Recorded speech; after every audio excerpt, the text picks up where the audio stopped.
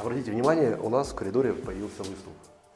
Изначально его не было, была ровная стена. У нас все было сделано, было построено полностью сантехниша. Сделаны проемы, сделана электрика, сделана сантехника. Заказчики попросили увеличить, сломать полностью вот эту стену до кухни. Мы ее заново сломали, заново построили, заново заштукатурили, переделали электрику. Все, как говорится, по желанию наших заказчиков.